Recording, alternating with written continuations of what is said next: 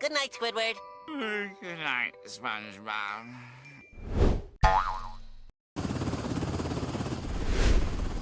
Pull the lever, Kronk.